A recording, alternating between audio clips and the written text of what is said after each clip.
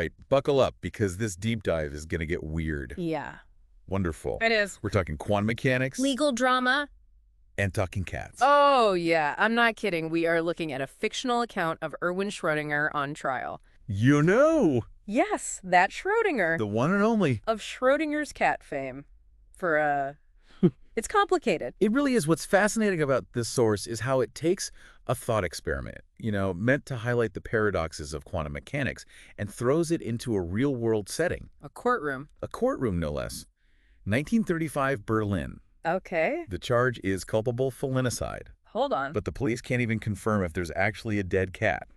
So we have Schrödinger, the father of quantum superposition, in court, potentially for killing a cat that may or may not be dead.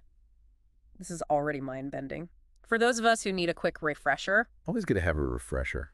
what exactly is Schrödinger's cat all about? So the thought experiment was Schrödinger's way of illustrating what he saw as the absurdity of applying quantum principles to everyday objects. Okay. Imagine a cat in a box with a device that has a 50-50 chance of releasing a deadly poison. Until we open the box, the cat exists in a state of superposition. Both alive and dead at the same time. Exactly. Right, because in the quantum world, possibilities exist simultaneously until an observation is made. Yes. And this source takes that idea and runs wild with it, envisioning a full-blown legal drama around it. Exactly. And it does so with incredible wit and ingenuity. Yeah. We're not just reading a dry philosophical treatise here. This source is packed with quirky characters, sharp dialogue, a plot that twists and turns in ways you wouldn't expect. So it's not just about explaining the science, it's using the format of a courtroom drama to explore the implications of quantum mechanics in a way that's engaging and thought-provoking. Yeah. That's incredibly innovative.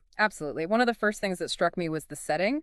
1935 Berlin was a time of immense intellectual and scientific ferment. Right. And placing Schrödinger in the midst of that adds a layer of historical and cultural context that enriches the narrative. I can already see this being adapted for the screen. I know, right? Maybe a Wes Anderson-esque courtroom comedy with a dash of sci-fi intrigue. Ooh. The visuals alone would be spectacular. Oh, the possibilities are endless. Imagine the courtroom scene. Yeah.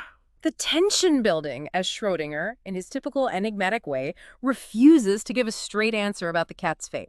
And then, just as the judge is about to lose it, the courtroom floor shatters, and the cat emerges completely unharmed and ready to deliver a witty one-liner. I'm hooked. Let's dive into the source material itself. Who are some of the key players in this quantum courtroom drama? Well, we have the judge, of course, struggling to apply legal logic to a situation that defies all reason. Then there's Frau Frack, a neighbor and witness who, despite having a scientific background herself, becomes a hilarious embodiment of the average person trying to wrap their head around quantum mechanics. Wait, a witness with a scientific background. I know, right? That sounds like a recipe for comedic gold. What kind of testimony does she give? Frau Frack's testimony is a masterpiece of unreliable narration. Okay.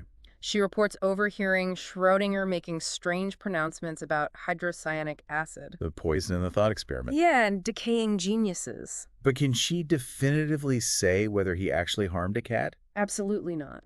So her confusion, even with her scientific knowledge, reflects the inherent uncertainty at the heart of quantum mechanics.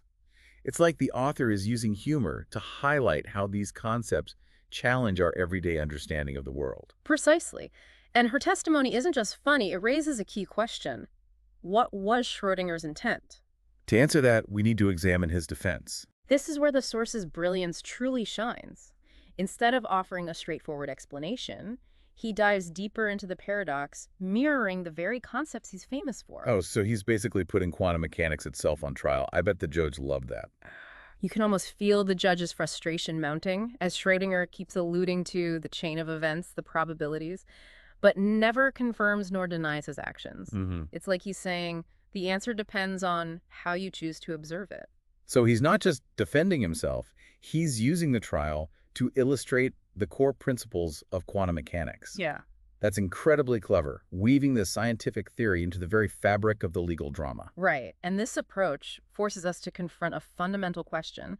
How do we determine guilt or innocence in a world where reality itself is uncertain? It's like the author is holding a mirror up to our legal system and saying, Can your black and white judgments handle the shades of gray inherent in quantum reality? Whoa, okay, that adds a whole new layer to this. So it's not just a funny story about a cat in a box. It's a commentary on how our existing frameworks struggle to accommodate new, potentially paradigm-shifting scientific discoveries. Exactly. It challenges us to think about the limits of our current systems of knowledge, whether it's legal, philosophical, or even scientific. This source is just bursting with thought-provoking ideas. But let's not forget about the star of the show, or at least the furry catalyst of all this chaos. Right. What about the cat itself? Is it just a silent prop, or does it play a more active role in the story? Oh, the cat is far from silent. In fact, it makes a grand entrance that might be one of the most innovative and, dare I say, film-worthy scenes I've ever encountered in literature. Okay, now I have to know. Spill the beans, what happens? Picture this. The tension in the courtroom is at its peak. Schrödinger is being evasive. The judge is about to explode.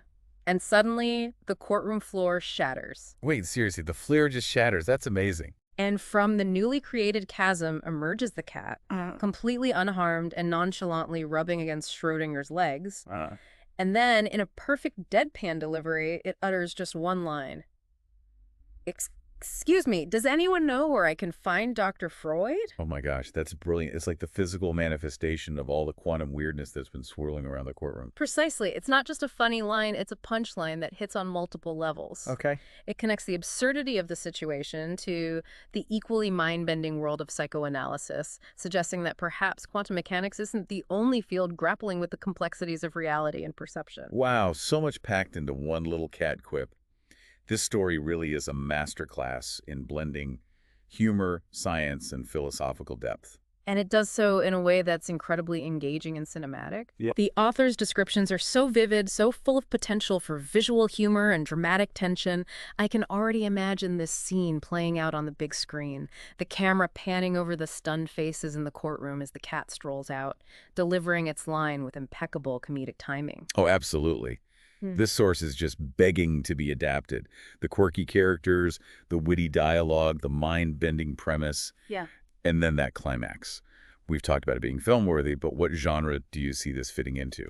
Courtroom drama, dark comedy, sci-fi thriller. It could honestly work in so many genres, maybe even a genre-bending masterpiece that seamlessly transitions between comedic absurdity and thought-provoking scientific and philosophical exploration. Right. Imagine the possibilities for visual effects to depict the quantum elements, the courtroom scenes crackling with dramatic tension. This source just keeps getting more and more fascinating. We've talked about the innovative storytelling, the film-worthy aspects, the humor, the depth.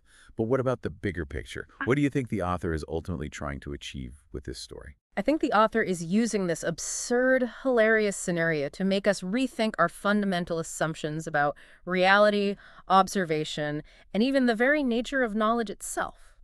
And they're doing it in a way that's not just thought-provoking, but also incredibly entertaining. It's not every day you find a story that can make you laugh out loud while simultaneously questioning the very fabric of existence.